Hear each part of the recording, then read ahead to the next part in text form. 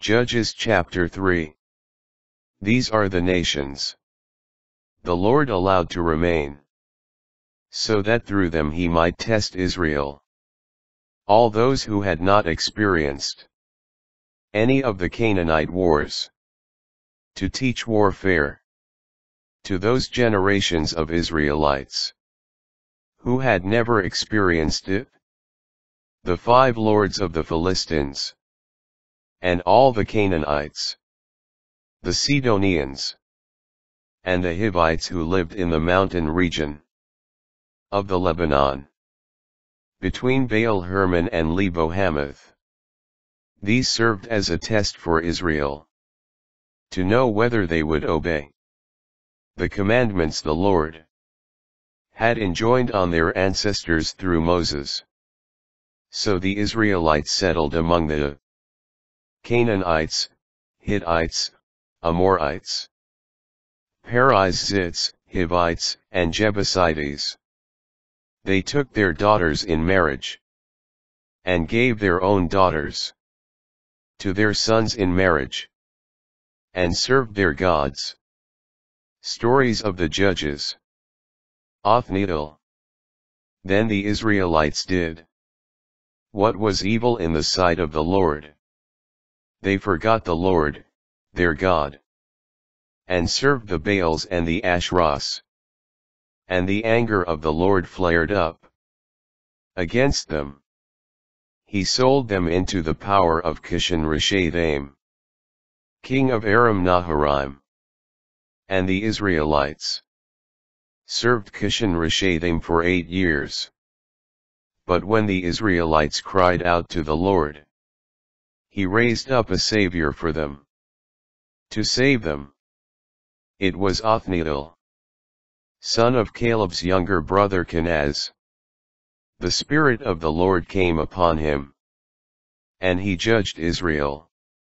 When he marched out to war, the Lord delivered Cushan-Rishathaim, king of Aram, into his power, and his hold on Cushan-Rishathaim was firm. So the land was at rest for 40 years, until Othniel, son of Kenaz, died. Ehud. Again the Israelites did what was evil in the sight of the Lord. So he strengthened Eglon, king of Moab, against Israel because they did what was evil in the sight of the Lord, taking the Ammonites and Amalek as allies. He went and defeated Israel, taking possession of the city of palms. So the Israelites served Eglon, king of Moab, for 18 years. But when the Israelites cried out to the Lord, he raised up for them a Savior, Ehud, son of Gera, a Benjaminite who was left-handed. The Israelites would send their tribute to Eglon, king of Moab, by him.